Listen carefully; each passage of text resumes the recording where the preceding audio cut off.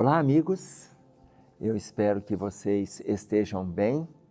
Vocês estão nos acompanhando nos estudos com o irmão José, na orientação do irmão José, na psicografia do Carlos Bacelli. Nós vamos trabalhar o livro Para Ser Feliz e hoje a gente vai conversar sobre o capítulo 27, que se chama Por Certo. Por Certo. Olha só, eu gostaria que vocês já se atentassem aqui, porque isso tem muito a ver com o nosso estado íntimo e o outro. Mas ele vai trazendo sempre para o nosso estado íntimo. Veja bem, cada parágrafo eu vou associar aqui um termo para a gente refletir. E nós vamos construir aquela árvore que vocês conhecem, mas nós vamos construí-la no quadro outra vez, ok? Olha bem. Por certo, quem se dispõe a julgar o outro, por certo, está se pondo em seu lugar, a fim de melhor ajuizar o que, porventura, o tenha feito cometer deslize. Quando a gente se dispõe, eu vou ficar próximo do quadro aqui porque a gente vai vai usar essa referência, ok?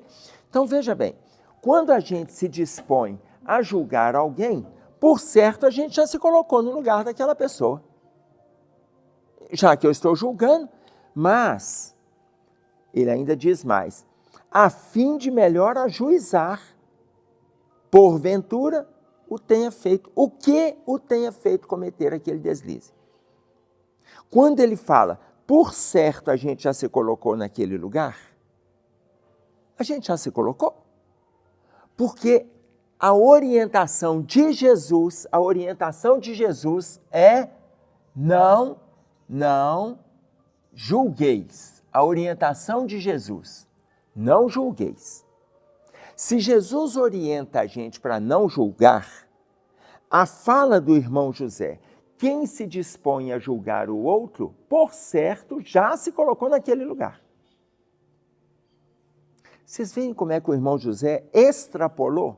Por quê? Para não correr o risco da gente ficar julgando sem ter se colocado no lugar do outro, sem ter se colocado. Jesus já fala de cara, não julgueis. Ele fala isso no capítulo 7 de João. No versículo 1, ele diz lá, não julgueis para não serdes julgados, e ele continua nos versículos seguintes falando sobre o julgamento. Por certo, a gente se colocou naquele lugar. Avaliemos para cada parágrafo, nós vamos fazer aqui esse desenho, nós vamos construir com esse desenho, mas avaliemos se a gente está se colocando no lugar do outro, por certo. Por certo, já se sente completamente imune às faltas nas quais, em momento de invigilância ou de desespero, o outro tenha incorrido. Quando a gente observa o outro, tem problema observar o outro? De jeito nenhum. Tem problema observar o erro do outro? De forma nenhuma. Aliás, essa pergunta é a pergunta que Kardec faz para os espíritos. Vocês já viram lá no Livro dos Espíritos, na questão de número 903, quando ele disse que nós podemos observar o erro do outro. A espiritualidade coloca que não tem problema, desde que seja para aprender. Olha o que a espiritualidade disse. O que acontece em raras vezes. Desde que seja para aprender. A nossa tendência é a gente observar o erro e fazer pior. Sabe o quê? O que a espiritualidade coloca lá. Pior do que aquele que errou é divulgar o erro dele. Pior do que aquele que errou é divulgar. Ou seja, a gente observa e divulga, observa e divulga, observa e divulga. O que nós estamos fazendo? Errando de forma ainda mais desastrosa do que aquele que errou. Mais desastradamente do que aquele que errou. Então, olha o que ele disse para nós. Por certo, já se sente completamente imune. Avaliemos. Será que a gente está imune às faltas nas quais, em momento de invigilância, o outro errou? Será que nós não temos momentos de invigilância? Quantas vezes, gente? Então, vou colocar aqui uma outra dificuldade que é a invigilância. em vigilância.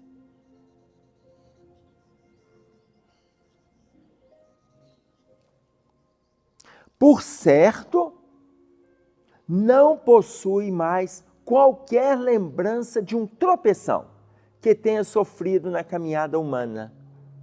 Por certo, olha, o nosso texto já chama por certo. Como eu disse para vocês no início, que nós estaríamos avaliando a nossa relação com o outro, o nosso olhar no outro, o nosso envolvimento com o outro, por certo, não possui mais qualquer lembrança de um tropeção que tenha sofrido na caminhada humana. Se a gente não tem lembrança de um tropeção, é porque nós temos conosco a vaidade.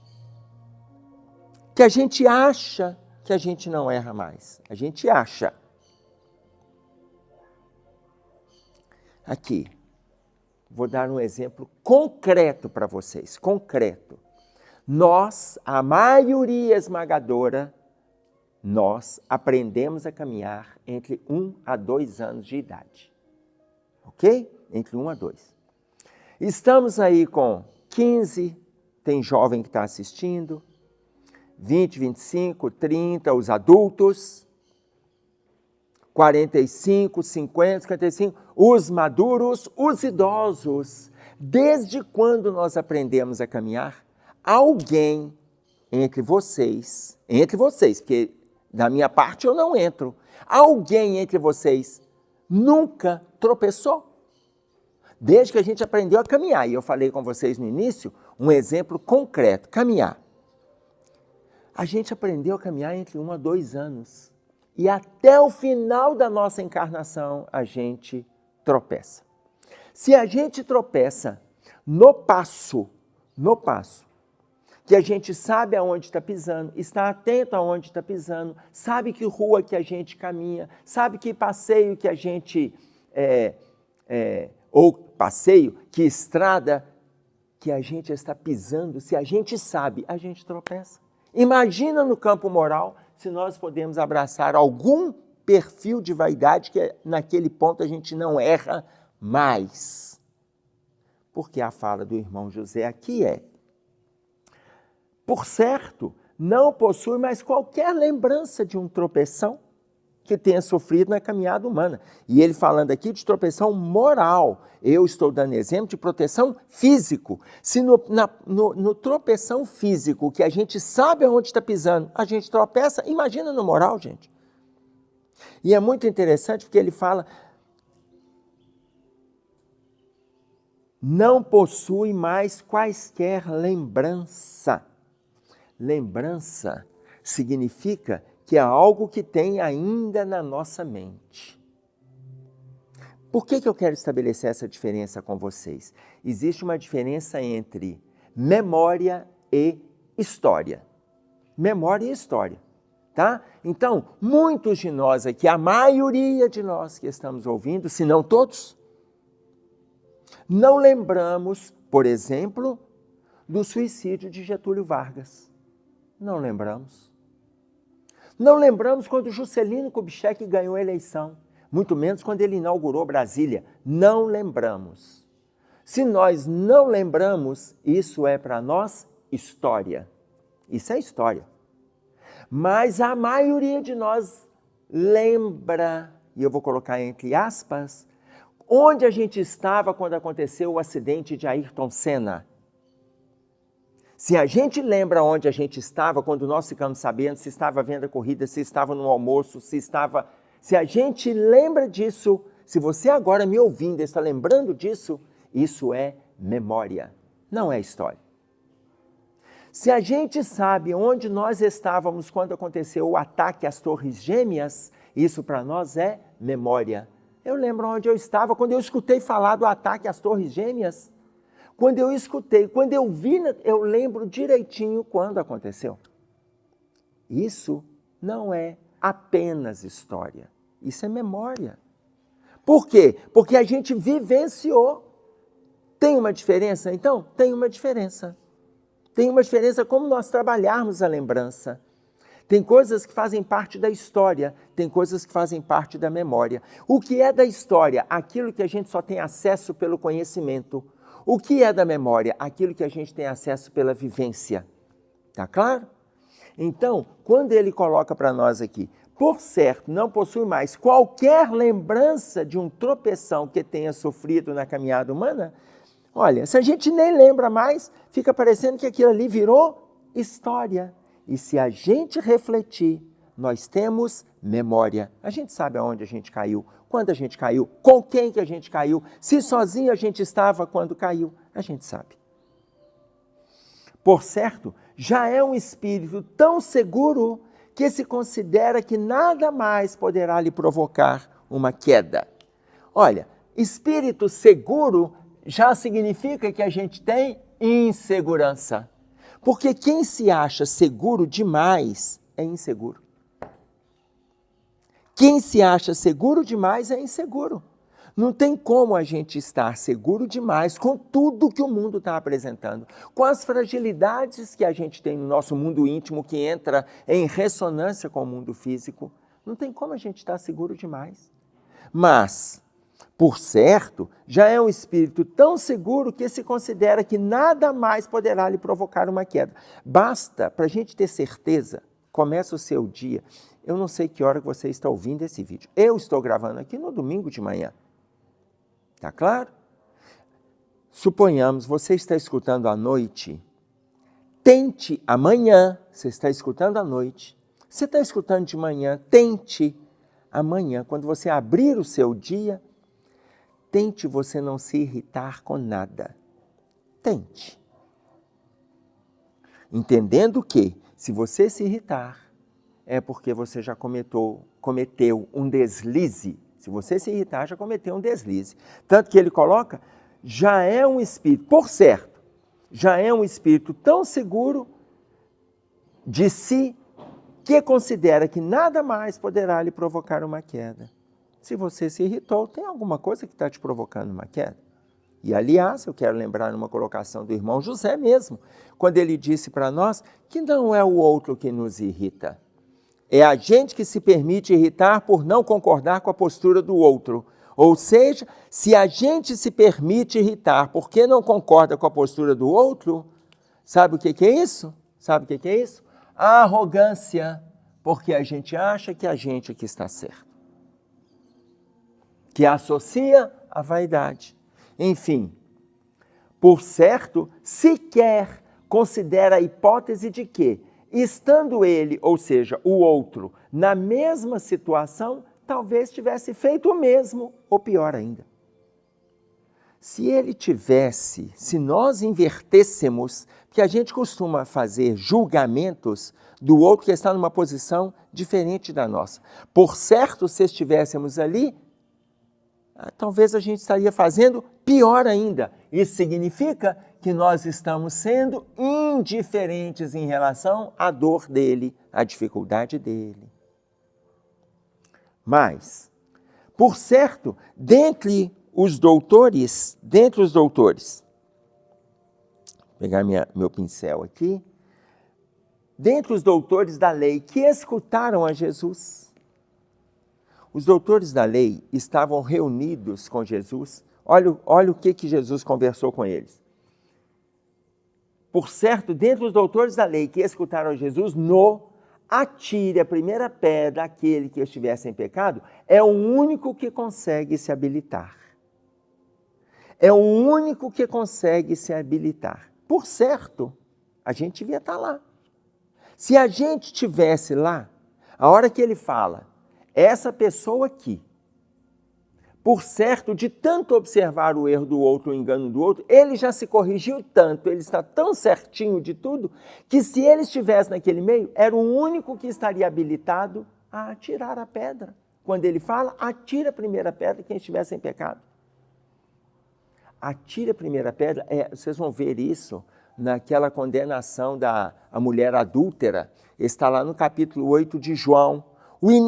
João abre o capítulo 8, ele abre o capítulo 8 com esta colocação. No versículo 7 está lá, atira a primeira pedra quem estiver sem pecado.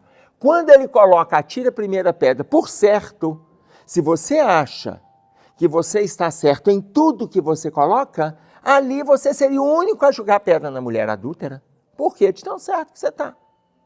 E ele coloca para nós de tão certo que eu estou, naquilo que eu falo, naquilo que eu sinto, naquilo que eu vivo, naquilo que eu divulgo, de tão certo que eu estou, que eu não erro, eu seria um que se estivesse naquele grupo, a hora que ele falou, atira a primeira pedra quem estivesse em pecado, eu estaria apedrejando.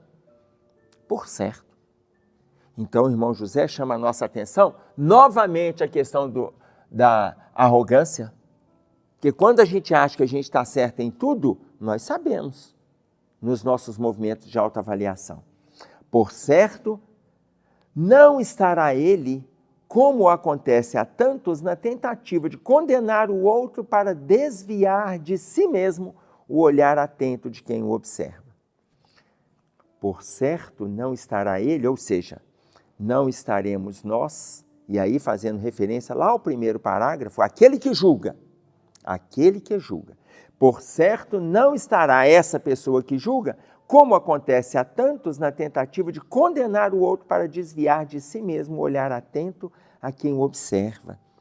Tem hora que a gente vai se atentando para o outro, e é muito bom quando a gente faz esse movimento, na nossa ótica, acusar o outro, porque enquanto acusa o outro, a gente desvia o foco da gente, como se o outro errasse nas posturas, nas falas, nos pensamentos, nas relações, no relacionamento familiar, profissional e social, no movimento político, empresarial, econômico, na saúde. O outro erra e eu não erro.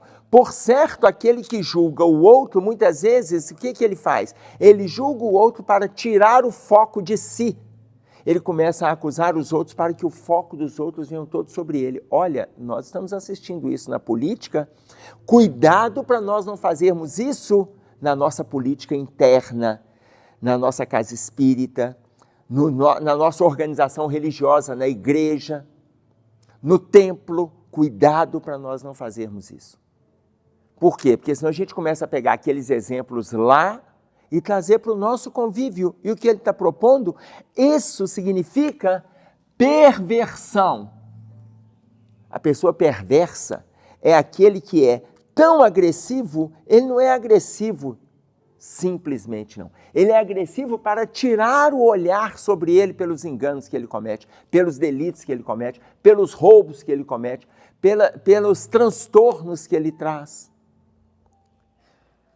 Marechal Deodoro da Fonseca, ele coloca isso para nós numa mensagem, Oração à Pátria Brasileira, psicografada por Divaldo Franco no início deste século. Oração à Pátria Brasileira.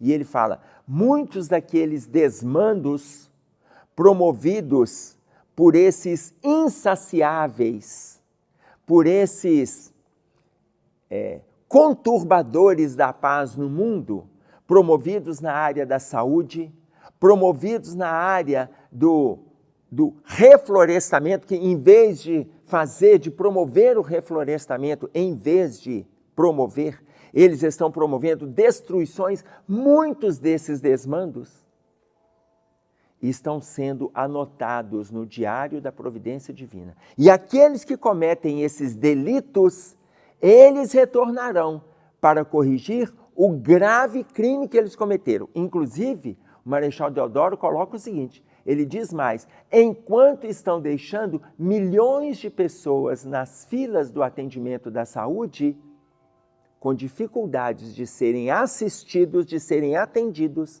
enquanto escolas estão sem alimentação, eles estão promovendo em função dos seus desvarios e desfocando de si e acusando outros. Olha, na providência divina, nada, absolutamente nada, fica sem ser visto. Nada fica tamponado. Está claro?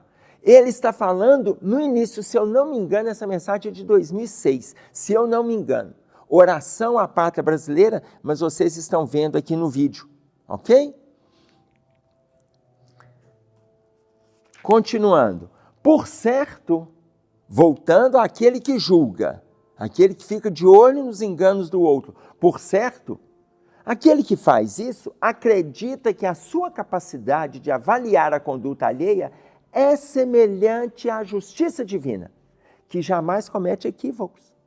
Tem gente que se acha tão capaz de julgar que ele já se acha quase Deus. Mas eu estou falando quase porque eu sou muito gentil, porque o irmão José não fala nada de quase. Ele fala, que dê aqui, acredita que a sua capacidade de avaliar a conduta alheia é semelhante à justiça divina. Quando eu falo quase, eu falo aquele que está se achando próximo de Deus. Próximo. Porque Deus é o único que seria capaz de fazer isso e não faz. Deus nos deu a consciência para que nós o façamos. Tá claro? Mas eu falo que a gente está quase igual a Deus quando a gente começa a julgar. Ele coloca que está semelhante. Semelhante, gente, está pertinho, está muito mais do que quase. Porque quase a gente está aqui e Deus aqui. Aquele que se acha semelhante, olha, ele já está aqui, colado em Deus, ele já está se achando ali, que ele pode fazer o julgamento. De novo, ele fazendo referência à arrogância, mas isso tudo tem a ver com a raiz desses frutos. Por certo, na ação de condenar e sentenciar, está havendo uma oportunidade de anular um concorrente. Olha que interessante isso aqui. Na hora que a gente julga, e sentencia, no fundo, a gente está vendo ali uma oportunidade de anular um concorrente que até então considerava por ameaça às suas ambições pessoais.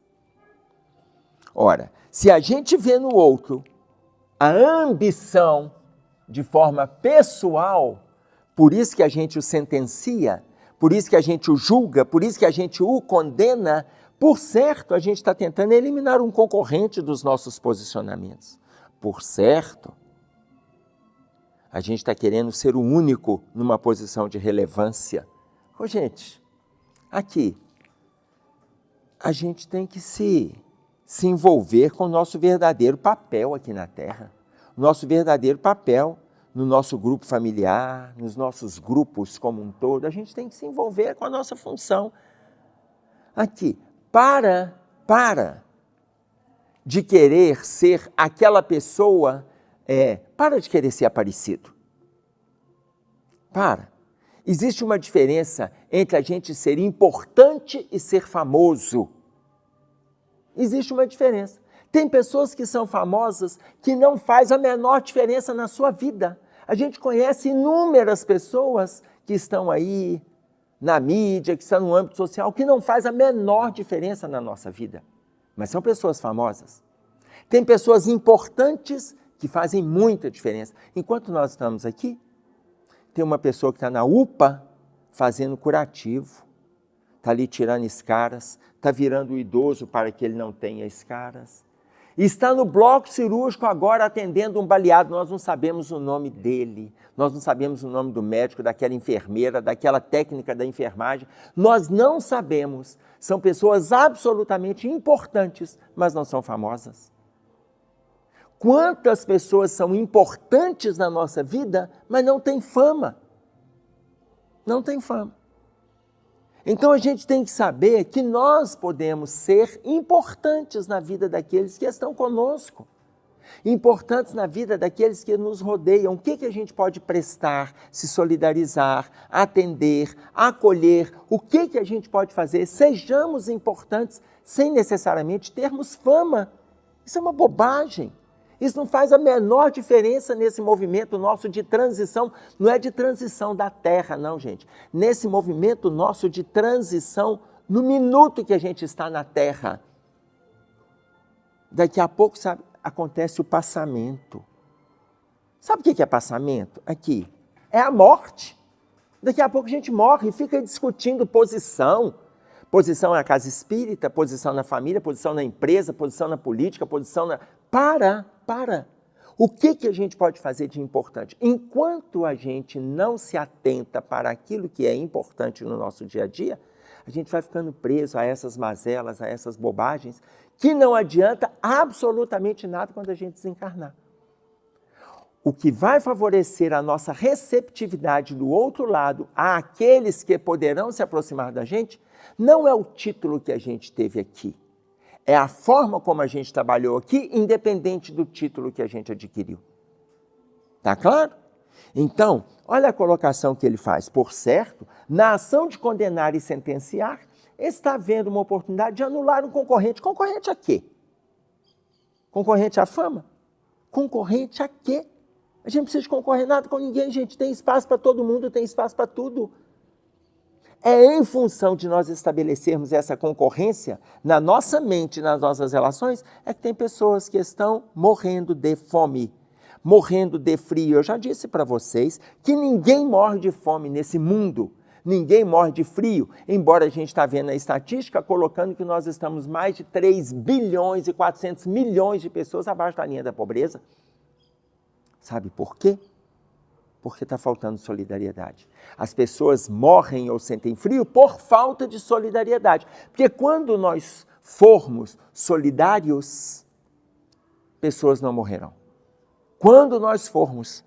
Porque aí nós estaremos fazendo a nossa parte, estimulando outras pessoas a fazerem também. Não pela linguagem, não pela insistência, não pela verbalização exaustiva, não por isso, pelo exemplo. Só pelo exemplo.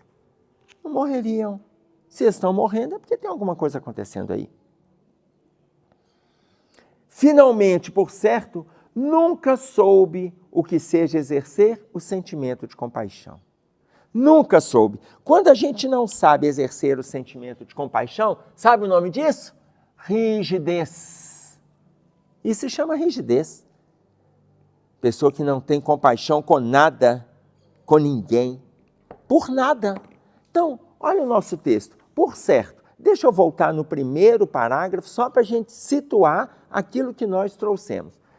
Por certo, é o texto. Quem se dispõe a julgar o outro, por certo, está se pondo em seu lugar, a fim de melhor ajuizar o que porventura o tenha feito cometer deslize. Então, por certo, não era para a gente ter esses vícios aqui. E eu coloquei no centro desta copa,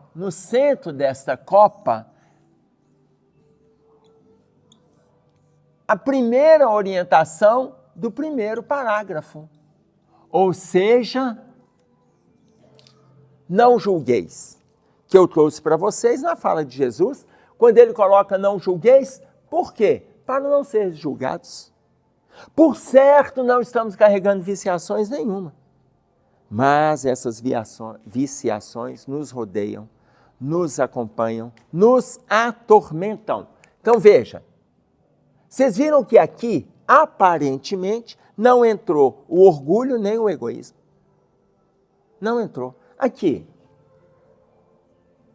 Isso aqui vocês já conhecem, para quem não conhece está vendo hoje pela primeira vez. Isso aqui, que é a nossa árvore. Por que o orgulho e o egoísmo não aparecem aqui?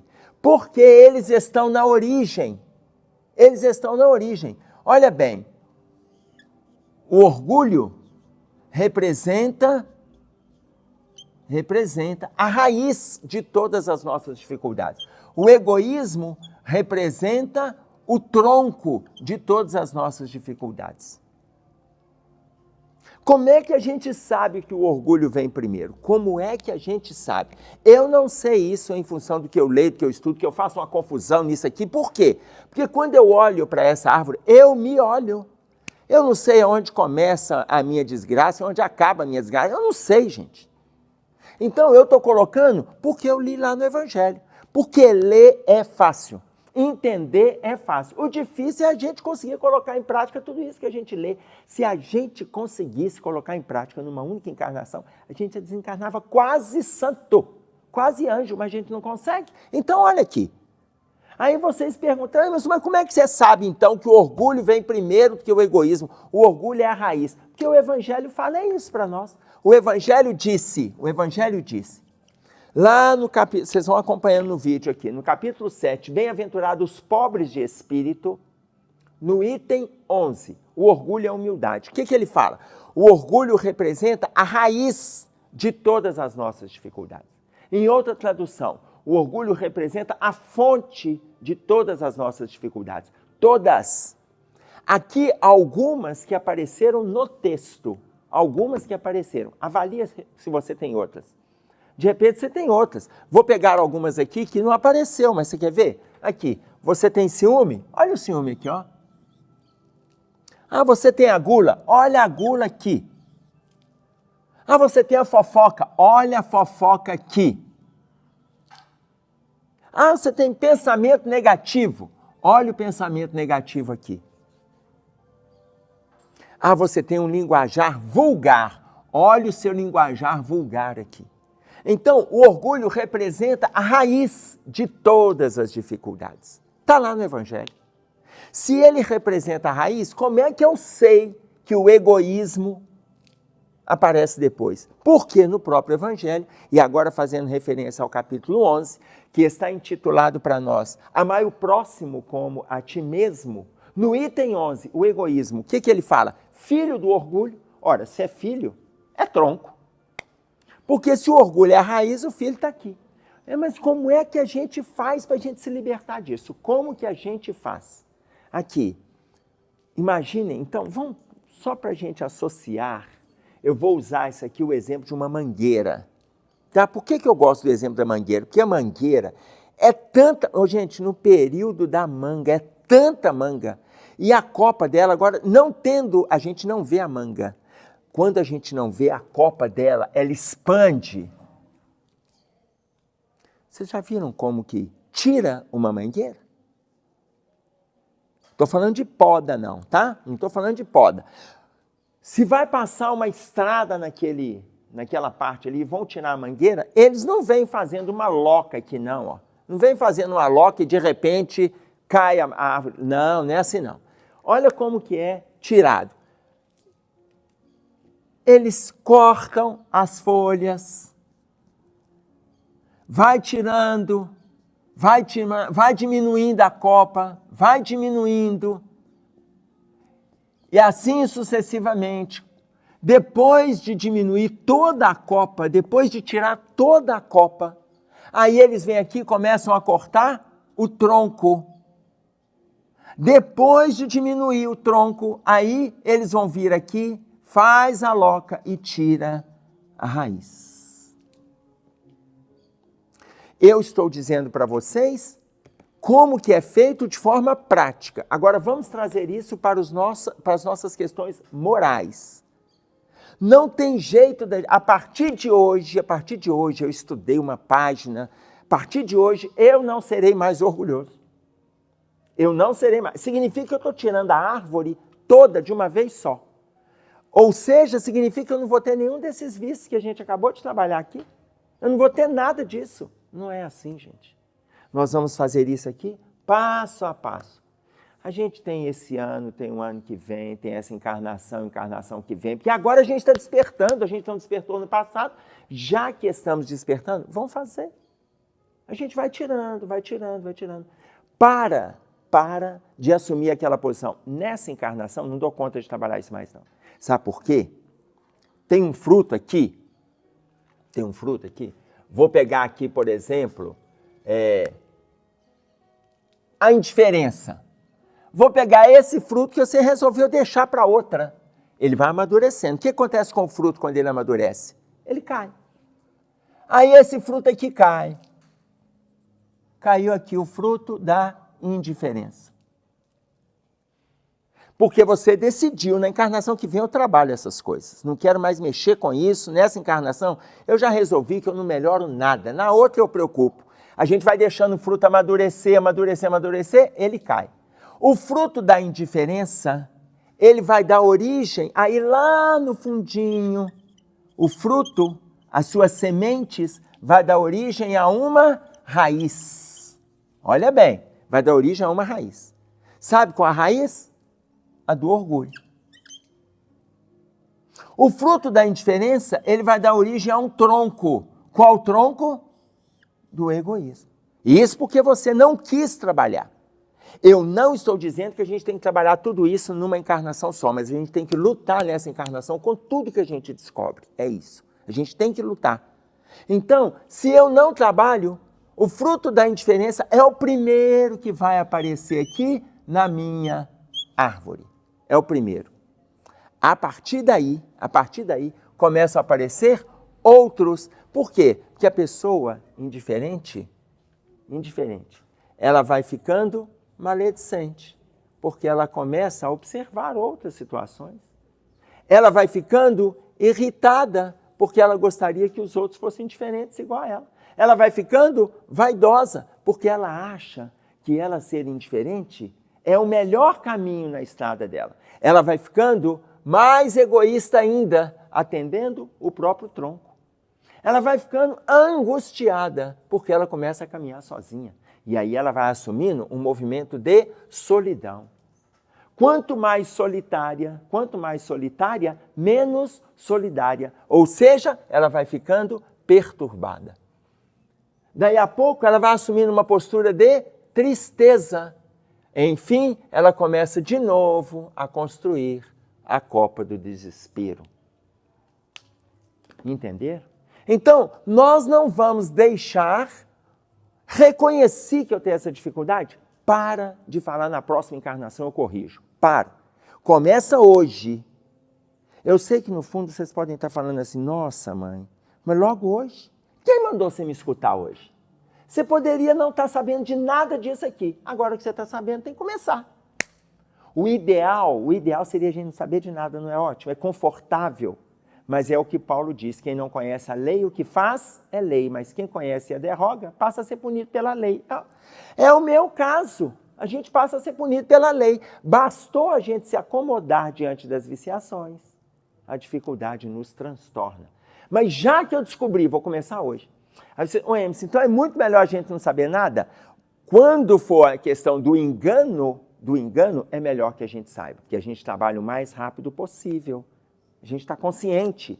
E é muito legal a gente ter a consciência, porque a consciência nos permite lutar. Não é ter o conhecimento. Isso que nós estamos falando, gente. É conhecimento que vocês têm, que eu tenho. O livro passa para nós. Isso não é dificuldade nenhuma. A gente lê. A gente tem o conhecimento. Transforme o conhecimento em ação e a gente começa a vencer as viciações. Transforme. Para uma encarnação só? Não, para a eternidade. Eu não preciso fazer essa mudança nessa encarnação. Eu preciso de lutar nessa encarnação a partir do momento que eu fiquei sabendo. Eu já sei. Então está no meu movimento de luta. Você que acabou de me escutar, você pode não ter me escutado nunca. Escutou hoje, começou sua luta. Tá bom? Vamos começar? Então não vamos deixar, porque uma frutinha dessa amadurecida é mal-estar para muitos séculos. Não porque temos a fruta interna, mas que a gente se acomodou em tê-la. Eu não consigo trabalhar essa fofoca, não, vou deixar para outra encarnação. Eu não consigo deixar de falar mal dos outros, não, vou deixar para outra encarnação. Eu não consigo deixar de ser vaidoso, não, vou deixar para outra encarnação. Não deixa, não.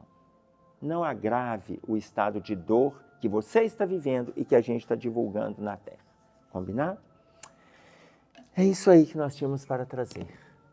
Um abraço a todos, até breve, fiquem com Deus.